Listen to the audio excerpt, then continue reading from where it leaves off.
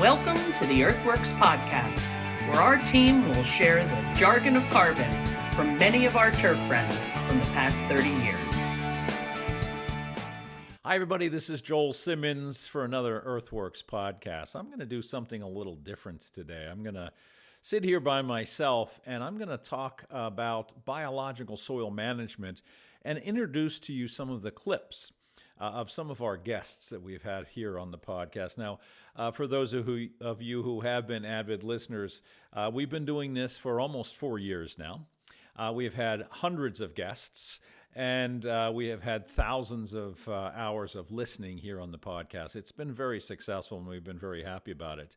Those of you who have been listening know that I started this company, EarthWorks, with my business partner, Jerry Bernetti, back in the late 1980s. And we really coined the phrase biological soil management back then. And I want to talk about biological soil management. There's been a lot of talk about various agronomic processes and philosophies, if you will.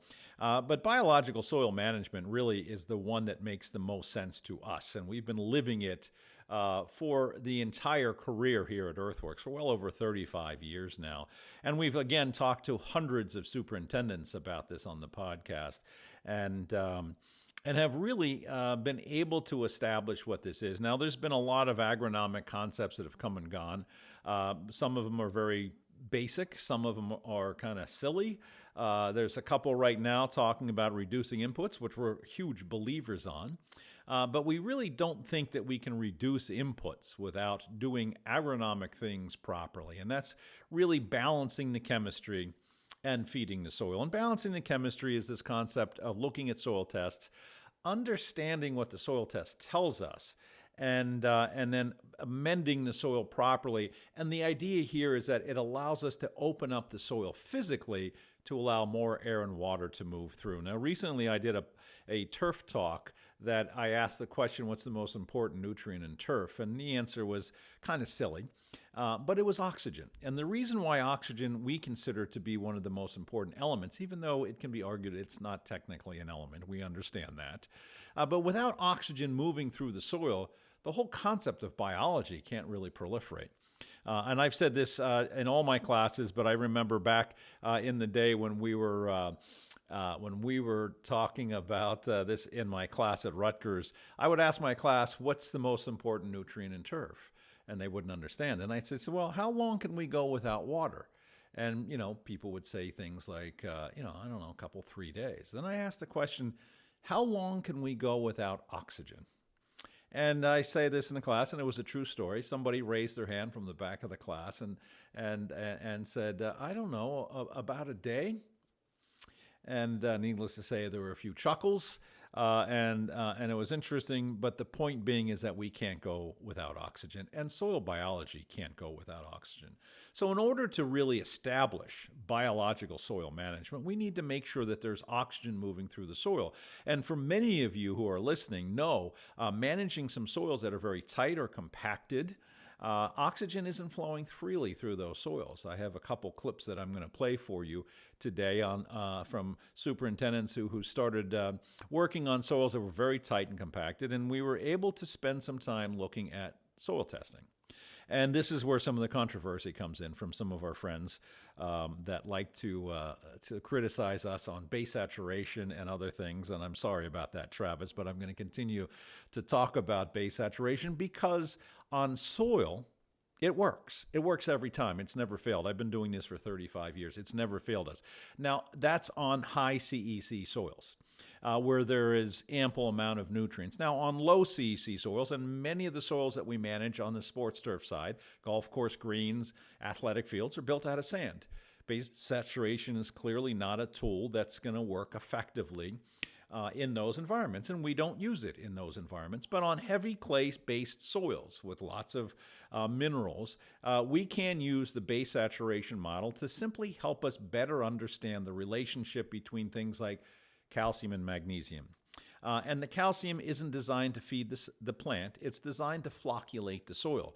And as you can see where I'm going here, flocculating the soil or opening it up physically allows for more oxygen to move through the soil.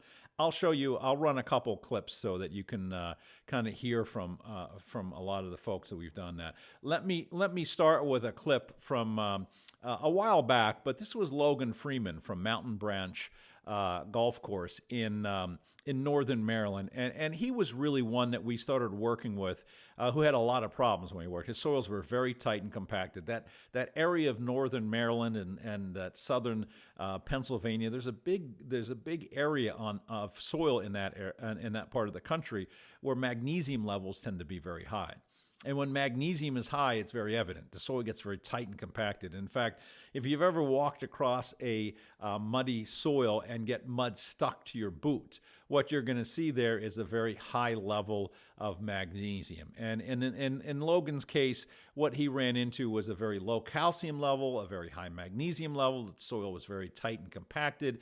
It was very hard to aerify. It was very hard to drain. It took him a long time to get carts back on the fairways after any kind of a decent rain.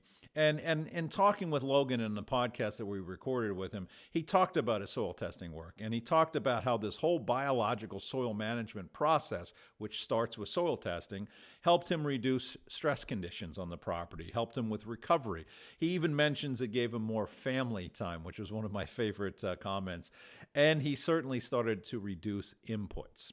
And he's on a pretty tight budget, very heavily used property, so it gets a lot of physical compaction.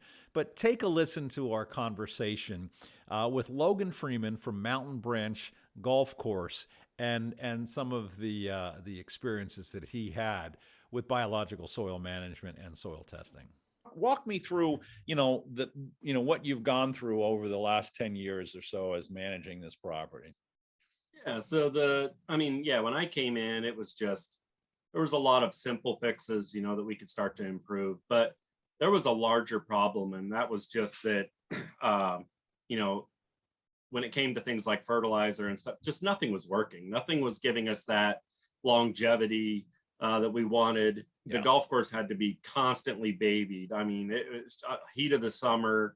I was here. I mean, it's nothing to do, you're every 2 weeks you're racking up 140 hours. It was nonsense. Always chasing fires. Exactly. Never felt like I was getting on top of things, and so I started looking at different ways to do some things.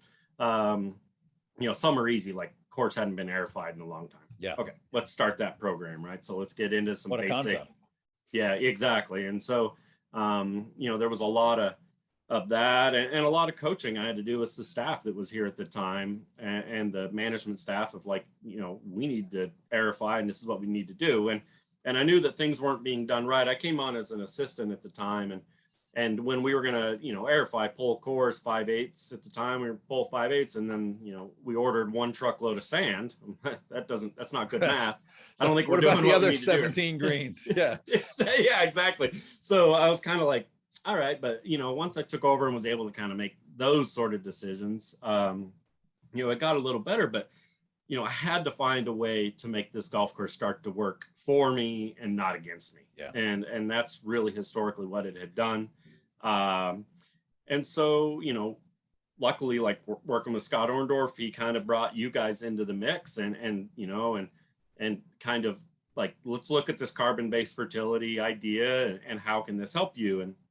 And so I monkeyed around with a couple of products before EarthWorks that were kind of carbon-based, idea. And or I was told they were like carbon-based. And then when you put them out and 8 months later, you look later and they're in the thatch, it's like, how is this beneficial? It's not breaking down at all. Yeah, it's not breaking down at all. So I'm like, all right. And then to be honest, I got C3 when that came out, and I put C3 down on my fairways. The second application, it was like a light bulb came on for me, and a light bulb came on for this golf course. It showed that there was a key component missing, and that was carbon.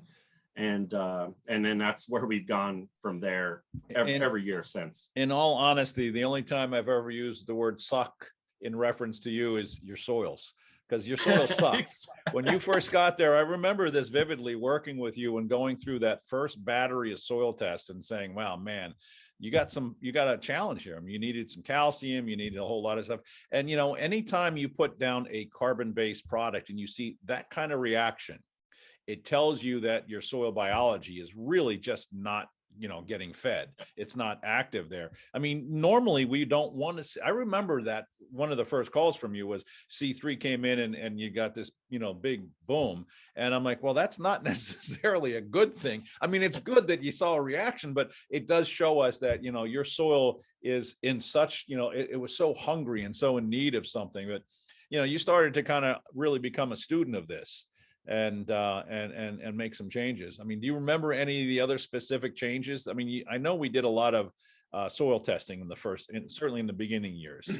Yeah. So early on, the getting real aggressive with the calcium applications. Yeah.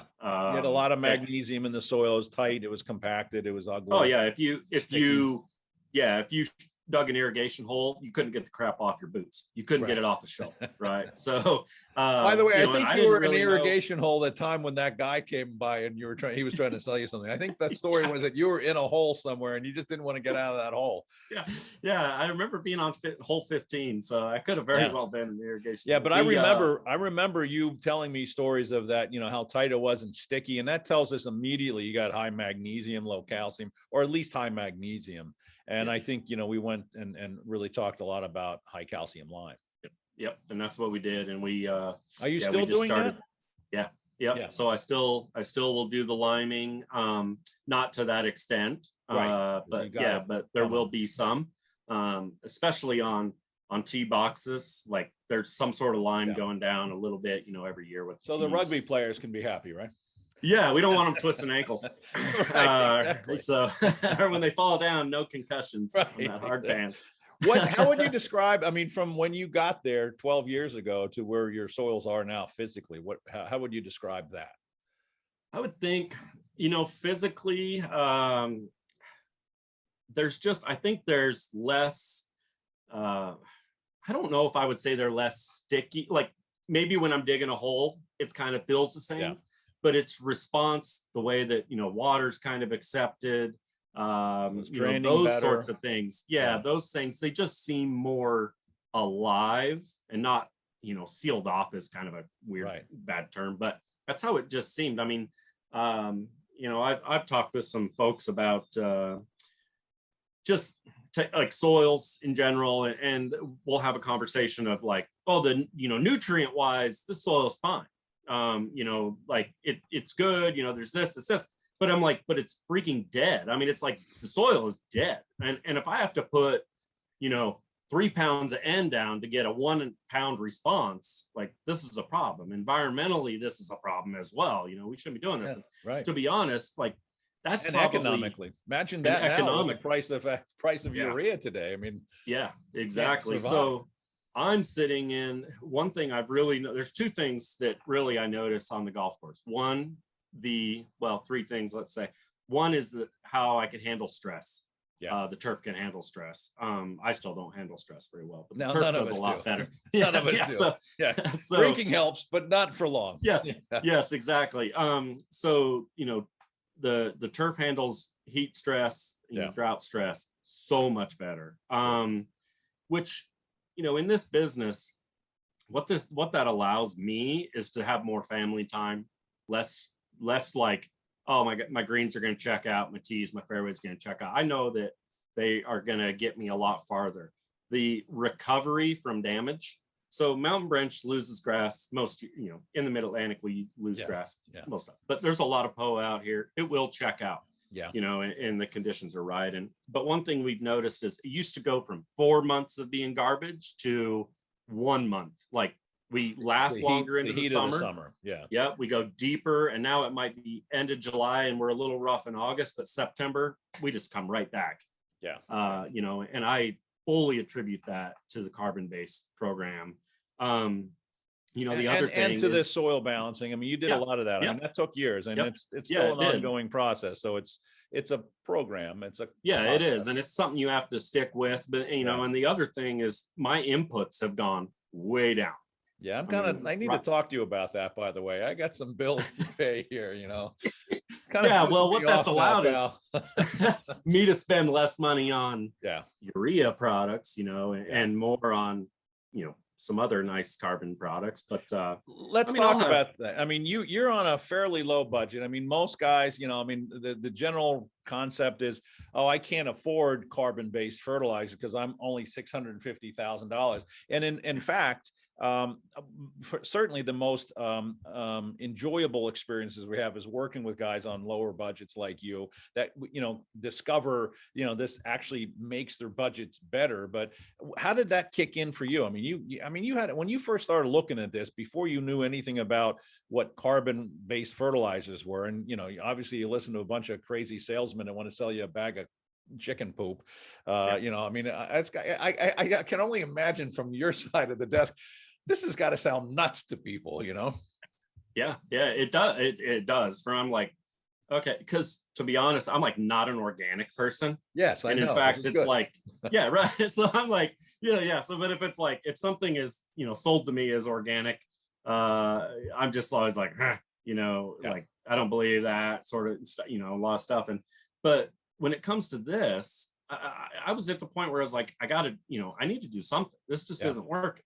And then it's all about what you see with your own eyes and how it handles stress, and the words of other superintendents or turf managers in general that say, I've been doing this and this is what I'm seeing. I don't care what the, people tell you or you hear, this is what I'm actually seeing. And for me, it was just big time, started showing up. And with the small budget, man, if your golf course isn't helping you in some way or another, you're in trouble.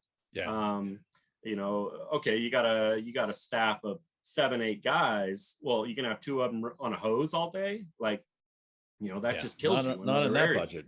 Yeah, right. So what we did is, I was fortunate enough that the ownership, I was able to kind of convince that, one other way that I kind of learned some things would work was we had 4 greens that just struggled. They just really struggled to make it through the summer. So we airified them and in the spring, and I literally top dressed them with Renovate Plus. Yeah. And they became, in that season, our 4 best greens. Yeah. In pocketed climates with issues of shade and airflow, and in turgor, they would just lay down on you in the summer, and it just, so I started to see, I'm like, there's something to this, and every time I do it, I'm seeing a positive response. So it's worth sticking. Was it scary when you're looking at your budget and then you're saying, oh my gosh, this is a bag of something that's $5 more than that other stuff that I've been using? I mean, that had to be pretty frightening. It was. And when you talk about applying 30 acres of a certain product, and they end up, the owners kind of ask like, wow, that's expensive. It's like, but just hang with me. It's going to save us, I think, in the end, based on what I'm seeing here. I think we're going to be okay. And, there were other areas that I saved on everywhere I could. But to me, the lower budgets, it's even more vital. Like, if I only had 1 fertilizer app a year, it had better be a solid carbon-based fertilizer, because I know it's going to do better than if I go put, a 4600 out there. It's just going to last. So, and I'm a big, coming from Idaho, we applied methylene urea. That was our main fertilizer, just methylene urea all the time. And the idea was, if I had to skip it because of a low budget, I had to skip a fertilizer app, there was something there in the soil still to get me through, to limp me through.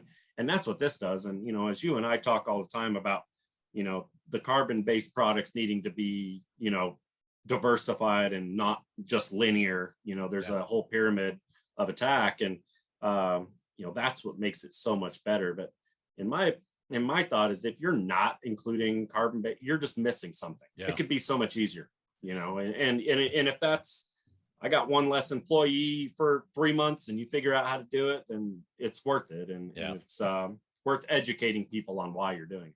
How long did it take you when you started this before you started to become a believer? Well, when it came, literally 1 month with C3. Oh, okay. Because your soils were so hungry. Yeah, because they were so god awful. Feed me.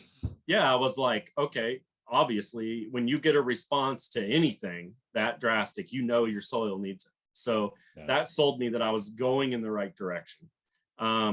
And then when I did the, top dress, those tee box, like literally throwing 50-pound bags in a top dresser, and I did those greens with the renovate, I was like, all right, I'm on board with this, and we're going to go at it.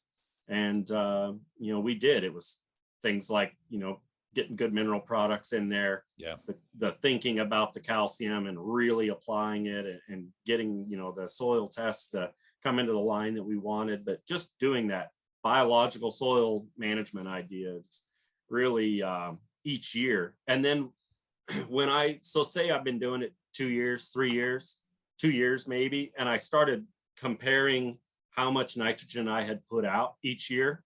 It was just this direct, it was each year a little less, a little less, a little less, yet conditions were going the opposite direction. And I think last year I put like 1.5 pounds out on my ryegrass fairways, and it looked like in the mid-Atlantic, and it looked like I'd applied, 3, 4, 5 pounds. It's just, and in the spring it looks like I'm already jumping, ammonium sulfate on top of them. Historically, I'm awake 2 weeks before everybody else in the area. The turf just comes to life, and it just sold me 100%.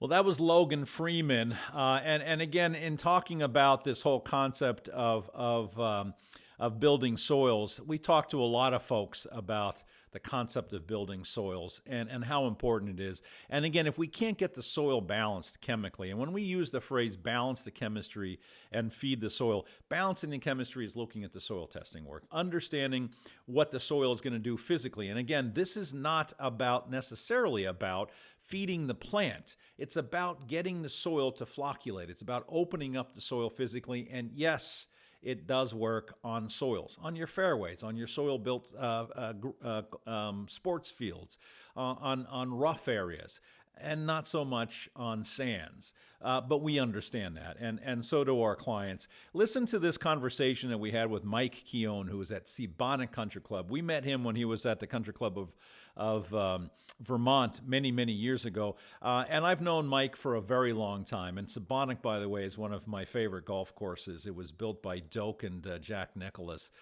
Just a fascinating layout. And he's in a sandier environment than he was when he was up in Vermont. And we talked a little bit about his experience when we first met in Vermont. And he talked about how he was, really finding the soils to be problematic. And he brought carbon amendments in, and he did this due diligence on soil testing. And I always have called Mike a soils guy, because he gets it and he understands, what this whole process is all about. So take a listen to a piece of our conversation that we had on the EarthWorks podcast with Mike Keown from the Seabonic Club. So you and I started talking, I guess, while you were doing the growing at Country Club of Vermont, and that's when we started working together. And you were actually, I remember meeting you and realizing that you were actually a soils guy and really got into it, and got really excited about some of the stuff that we had talked to you about. And of course, back then, not that we're not heretics still, according to certain people in the industry, but back then, we were pretty young, and you took it to heart and understood, focusing on the soil kind of gave you some support. Yeah, and I think that at the time there were some competitors out there that had bone and feather meal products. Oh yeah, still are, and they're good. They still are, and they're not to downplay the quality of what the products are, but I grasped onto your philosophy and theories and your product line of this whole carbon-based program and the soil and feeding microbes. And how did I convince you of that? Was that in a drunken well, you have to remember, in Vermont, we had some beautiful topsoil, but we also had some of that nasty blue clay down under there. And we were trying to get the two to kind of cohabitate together, if you want to say, and it was a challenge. Aerification was a problem there. Pulling, getting through the top. Well, when we built that place, also we had like twice the average annual rainfall, which was like, they get like, I don't know, 40 inches of rain, 50. We had I can't even tell, deluges of days and days and days of monsooning rain, floods. During the growing, is that what you're saying? During the growing. Yeah. During the growing. Oh, I don't remember. I've forgotten that. We were bulldozing topsoil back up. That was a strong property also. Yeah. Very high, very windy. Yeah. Oh, yeah. Very strong. Graham Cook was the architect when Daryl Huxham and his brother were on site every day to oversee the construction. And it was almost like a design build with those guys. We had a company called ASL was the construction company. I remember that. Everybody was from Canada. It had a very strong Canadian influence because we were so close to Montreal. Yeah. So anyway, most people don't know a whole lot about Graham Cook, but he was the national amateur champion for many years in Canada. So he was quite the player, and I think he's a Michigan State guy, landscape architect, and he's done some very, very fine work, a lot international. But to the point is, what we were trying to aerify and pulling up, once we get through the topsoil layer, we would end up getting into that clay and pulling clay up. And we were trying to get this to kind of jive all together. And EarthWorks helped us keep our thatch level down too, Joel. Remember that. We were bent grass, and we were top dressing fairways because it was difficult for us. Instead of working from the bottom, we started working from the top down. Top down, yeah. And we started top dressing fairways, and we started doing a lot of kind of cool things in the mid 90s. This was kind of like not many people were doing that. Well, they weren't doing it in Vermont, I can tell you that. Yeah. And it was golf at that time was still a secondary sport, really. They played, but the country club of Burlington Country Club did a renovation. I think Herdson may have done it. Anyway, that's a fantastic old Donald Rock. Great golf course. So great property. Dogs and Aquanic down in southern Vermont was just a fantastic. It still is. I mean, it's a top 100 down there. Places fantastic. So golf, we were right there in the beginning of a little bit of a boom. You had Vermont National was going in over in South Burlington at about the same time. And, soil improvement was really, and we used EarthWorks as a soil building product, to tell you the truth. I mean, that we have nitrogen. Well, that's the intent, is to get the soil to work. It was helping us with soil biology and, continuing to work with, when we first started, we were with Chris Cowan, with RF Morse, Chris, our original contact. And then we transitioned into the legendary Paul Scaffers. Yes. Yes, he is. And so, we worked on programs that was all about improving our soil structure, and with the premise of, if we had stronger plants and stronger soil, we would be able to withstand the environmental stresses of what happens in Vermont, especially northern Vermont.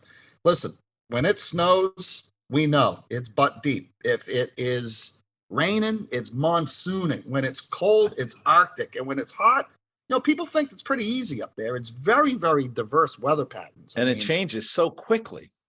Quickly. And the amount of rain, you can get humidity. That weather can be really just ugly up there. And, in the valleys, you get up into the mountain courses, they have their own set of problems, but down in the valleys, you tend to get the extremes of all of it.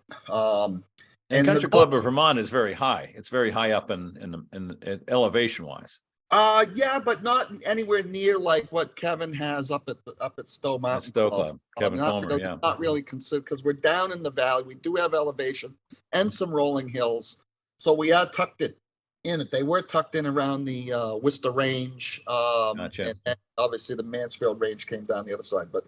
But that was a very special property also. So.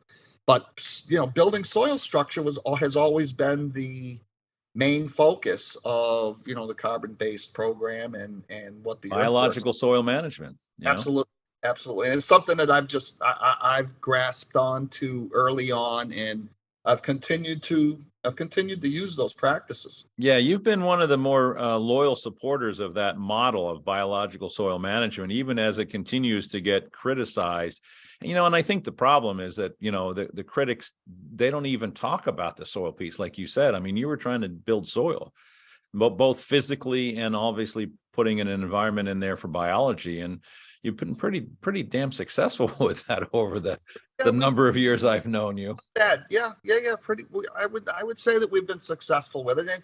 And one thing that, it's not a quick overnight fix. No. This is a program a challenge to believe in and have to use. Will you get to a point where you can start to adjust these management practices and techniques a little bit? Yeah, of course you can. But getting to that point, it takes a while to, like anything, and anything good will take time to get there. Yeah. You're one of the guys. I mean, we've known each other for so long, and you and I have worked on so many different properties, but you are one of the many people that I talk about who has really taught us, because you're out there every day, and some of the things you and I have gone back and forth over the years, I've incorporated as a model because it makes sense, and you've seen it. When you did your grow in up there, you did a lot of incorporation, and we learned a lot from you. You actually did that before we had Renovate Plus on board, and I think you were doing a lot of the build up. And then a little bit after that, we actually put all of those amendments in one bag called Renovate Plus. But I think you were one of the ones that really helped us bring all that together, and obviously. I'm grateful for your training of me. I think you've done more for me than I could have ever done for you. I don't know about that, but the right place at the right time, and it was never I never felt that I was being sold a product. It was more of a relationship of a goal, and I, of course, I've always thanked you for that, because there was never there was always and even to today now, I'm not going back to the early days, but even to today, where we have more tools to work with, and how can we incorporate our EarthWorks program and some of the newer technologies that we have out there to help build the best product that we can. And it's always always been appreciated that we've had that relationship, and I'm sure that you have this relationship with other clients that. Now only you. That is just it's more of a relationship with being goal oriented than it is just a product being sold. And that's special in my opinion, and I've always looked at it that way. And like I said, I mean, I earnestly leaned on you for a lot of advice, and you taught us how even our products worked and maybe didn't work, and look what we've done in the since we started working together in '97. We've added a lot of different things and a lot of different strategies, especially with the seaweed line with the C3. Well, C3 has been pretty special. That's a special product. That's one should be in every tank mix, but we can't go there. So what biological soil management really is all about is getting carbon amendments into the soil. And interestingly enough, I heard recently a podcast where they were talking about nitrogen fertilizers, and it was actually a very, very good conversation about nitrogen. But then the host asked the guest, who is a scientist, a professor, about this new wave carbon-based fertility, and his background was all about following isotopes into the plant. And his response is, well, we measured the plant, and it didn't increase the carbon levels in the plant at all, which, needless to say, was missing the point completely.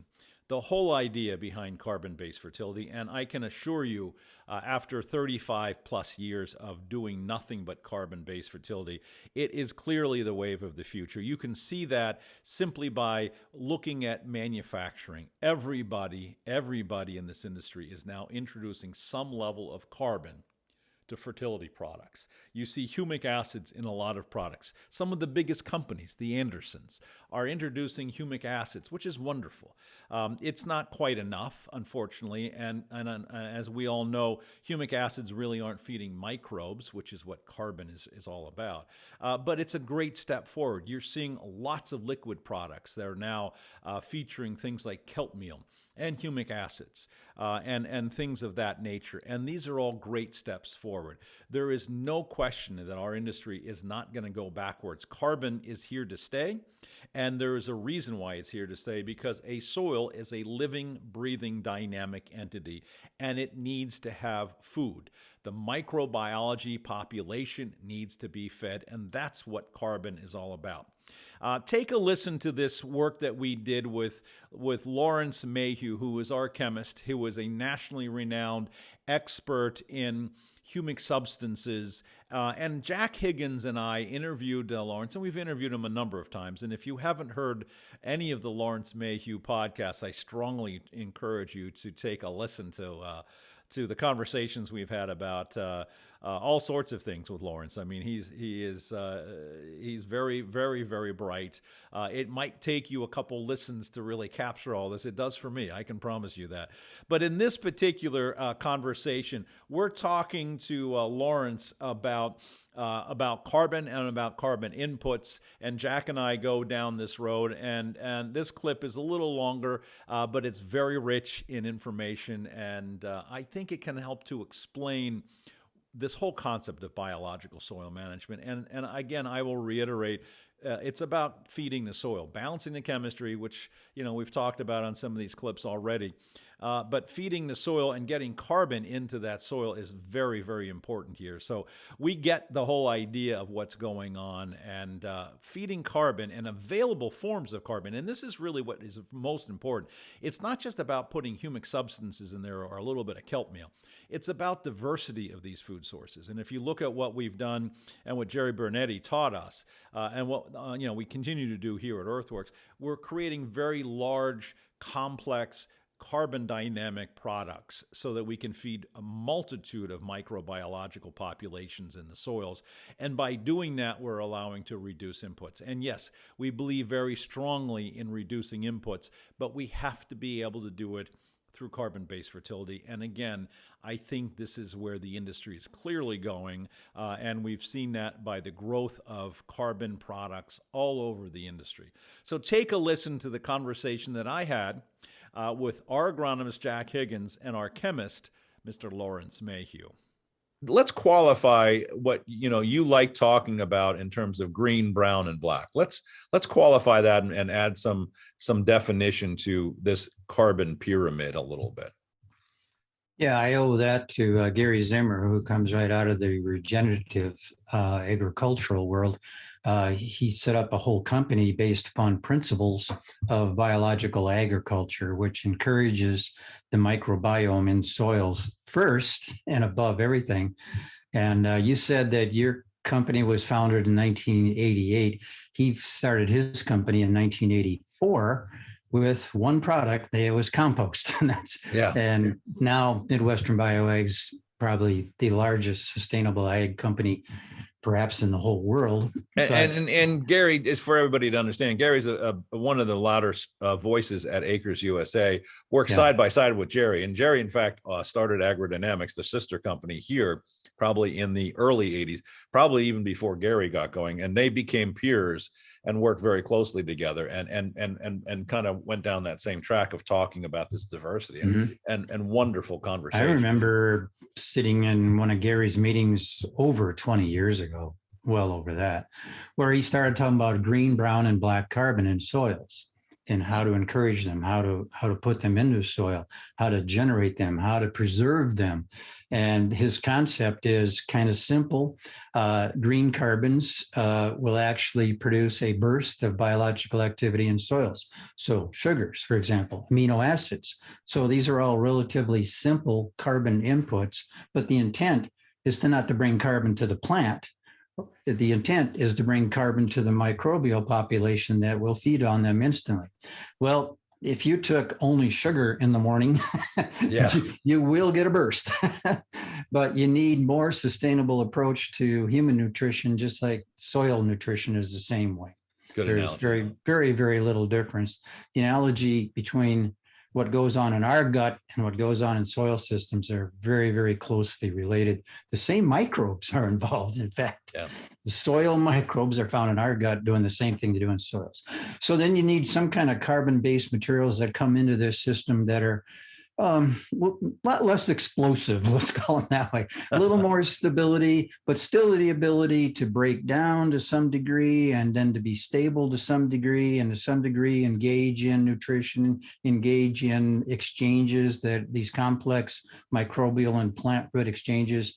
And that's what Gary Zimmer called brown carbon. So that's kind of in between the simplest carbons and the most complex carbons.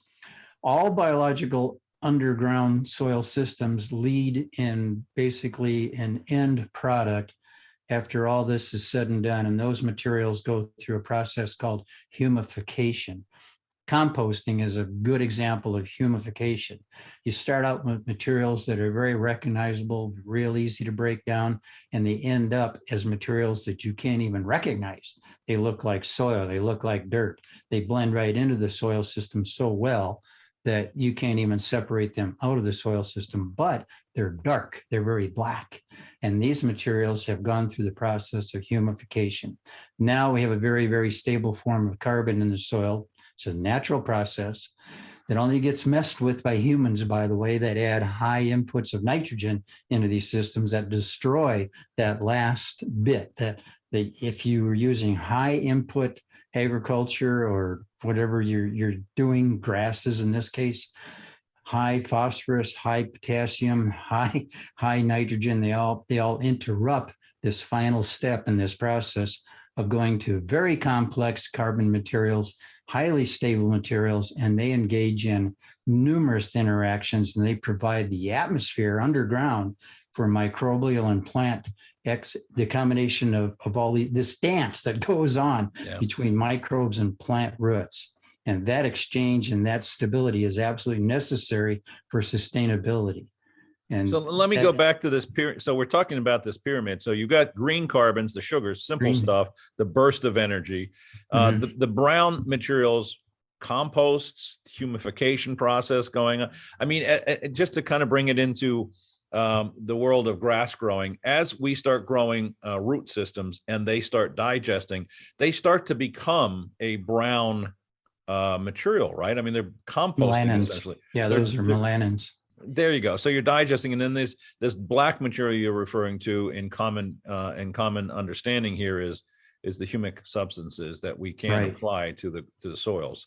So we're building. So the material at the base of the pyramid, the black material, tends to be not even necessarily available carbon sources for microbial food, but structurally they're very valuable. Then as you go up the pyramid, you're into the brown materials, composts, and things of that nature. These are slower for microbes to digest, but they're more sustainable. And then you get to that pyramid, that pinnacle of that pyramid, and you got these really short chain carbons that are the burst. I think that's a great description. You know, if all we were to add to our fertility program was a humic substance, which is what is common right now, are we really, I mean, what kind of what are we really doing? I mean, obviously it's a benefit, and don't get me wrong, I'm not trying to criticize, because I love the fact that we're talking. Yeah, the humic products industry is driven by large humified material deposits that are mostly in North America, and these companies would love it if everybody would just use their straight product and put it on the soil and call it done. Now, as would a it do product anything? No.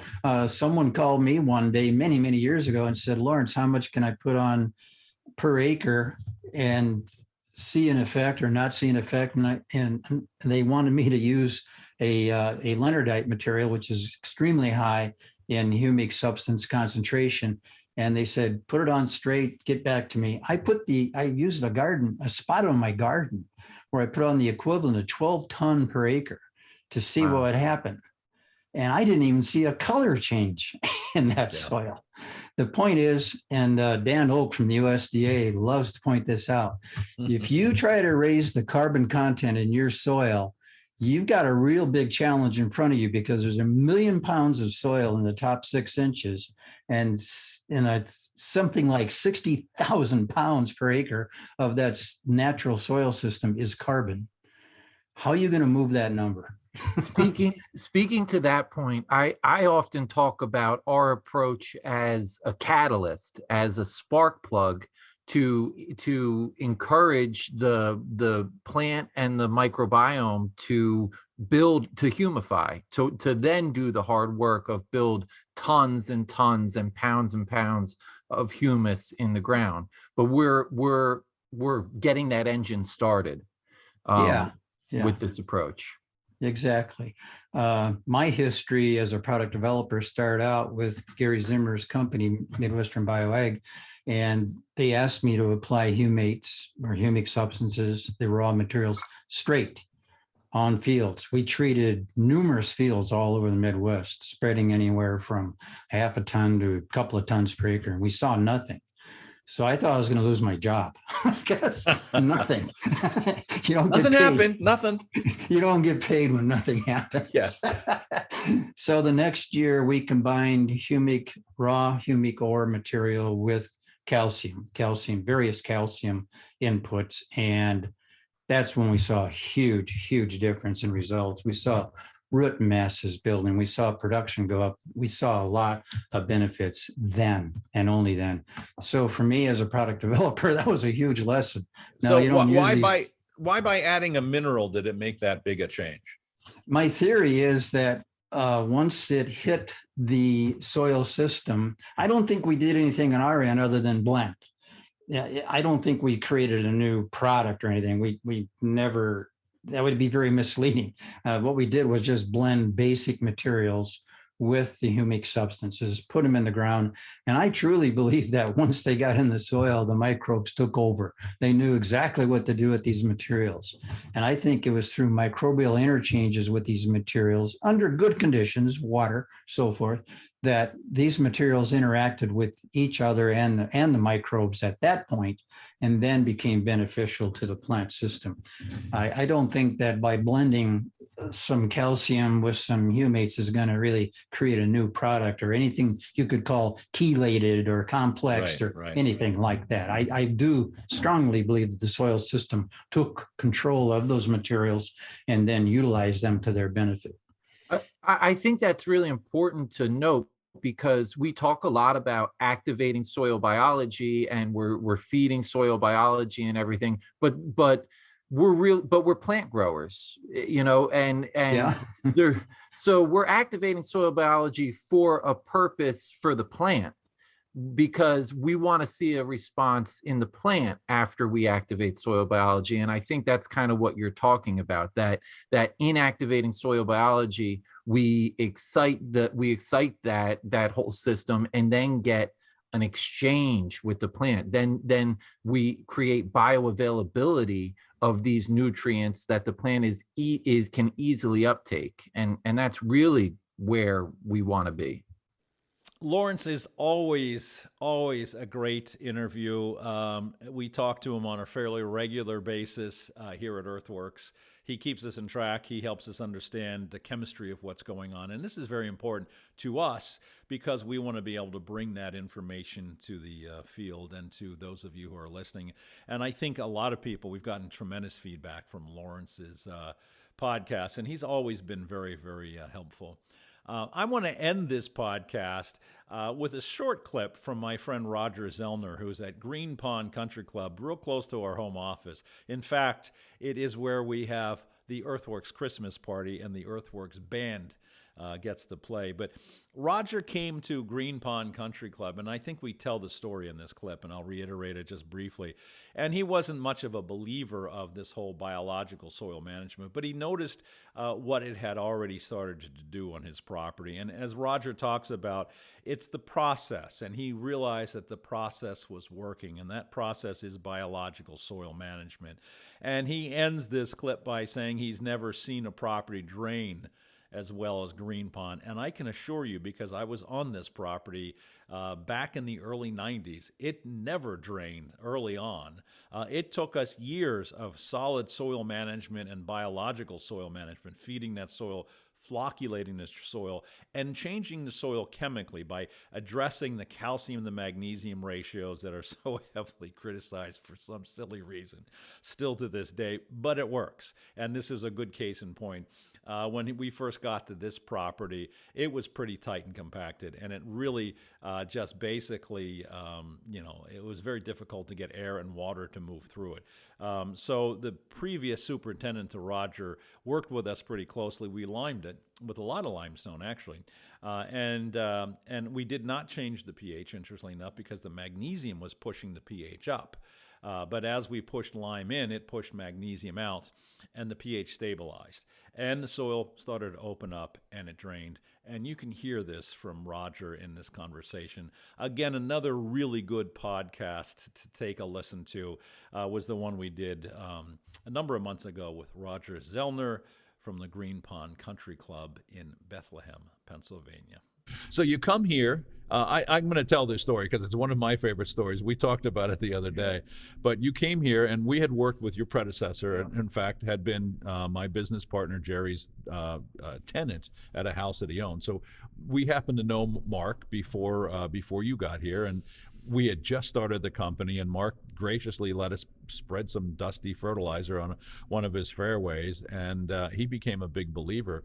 So he leaves, and then here comes Roger, and we don't know you from Adam. And we come in, you were very gracious, came in, sat down, and I went through the whole process of what we had been doing, and we'd been doing it for, prior to you, probably 5, maybe 10 years. I'm not even sure how long. But he'd been putting down, some carbon-based fertilizer. He sprayed a lot of CalVantage, liquid calcium. And I remember going back to the office, and Jerry came to me and goes, "Hey, how's the new guy over there?" He goes, "I don't think we're going to ever hear from him again." Because you had been, you had your own thing, and that's how it works. You'd been at Panther Valley and had that program working, and you kind of basically said to me, "I kind of know what I'm doing, and I'm good. So, but thanks for showing me." And then you called me back, and you should probably tell the story. But my memory of this is that you called me back about 6 months later. You'd gotten this job. You were very busy, and then you said to me, "Hey, can you come back out here? Because I've been so busy. I haven't even thought about fertility, and the place is looking great. What the hell were you guys doing here again?" Yeah. And that's my memory, and that's what I've been telling anybody. It might be completely different coming from your brain. It's close. I just hope I wasn't rude. I was a young guy. Not at all. Thought I knew it all. Yeah. And midsummer, I was just amazed. I'd never been able to push a soil probe in the ground so far. If it hit a stone or a rock, it didn't go in. But where there was no stones, that soil, you could just keep pushing it down. And you had talked about the soil being looser, and it all made sense. And I thought, I want to talk to Joel in person here. Well, it was fun because we got back together. But that's what we had done when we got here. The soil was hard as rock. I mean, this area of Pennsylvania is high in magnesium, typically low in calcium.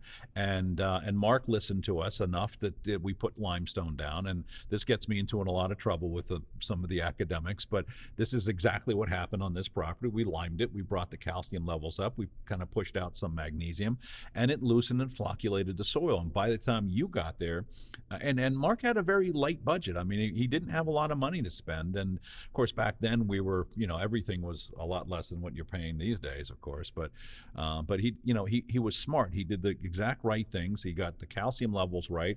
And then he maintained enough that he could work off of a modest budget. But when you got there, there was a big change. And like I said, Jerry was like, "Yeah, we made a lot of changes on that property. He's going to, get a lot of stuff." And I'm like, "I don't think we're going to ever see him again."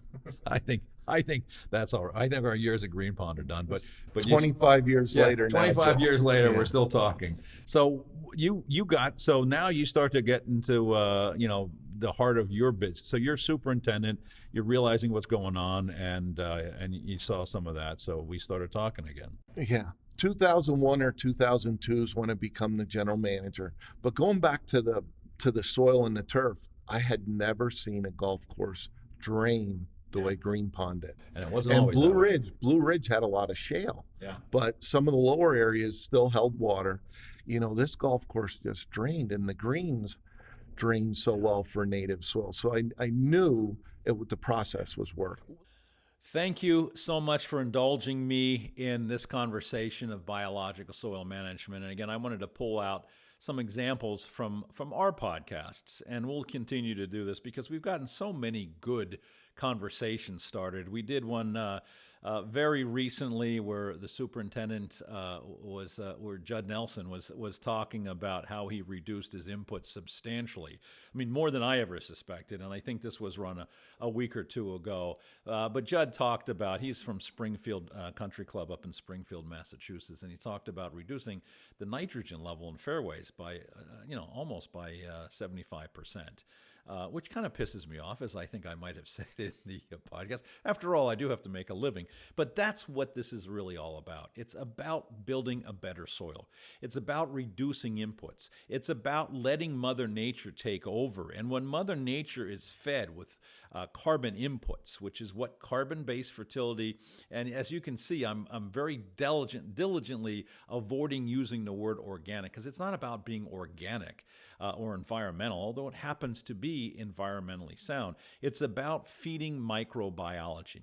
It's about making sure that a very broad and diverse population of microbiology is really taking over the soil. And when that happens, nutrients mobilize better.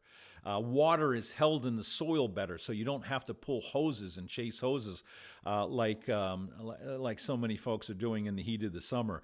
But that's what biological soil management does for you. It will allow you to reduce inputs. It might be a little upfront cost, but I can assure you from 25 to 35 years of experience doing this, that you will reduce inputs, you will have a better property, you will sleep better at night, you will have more time with your family, you most likely will have less disease, weed pressure, and these are the things that our clients are telling us and that we've been sharing here on the EarthWorks podcast. There's an awful lot of podcasts in our queue here, so you can go back and take a listen to any one of our podcasts from 3-4 years ago now, and listen to what our clients are saying about the concepts of biological soil management. Thank you so much for participating in the EarthWorks podcast. If you haven't become a subscriber, please do, because we'll allow you to hear from us before our podcasts are even aired. And if you haven't taken a listen to some of these before, please do, because there's a lot of really great conversations here on the EarthWorks podcast.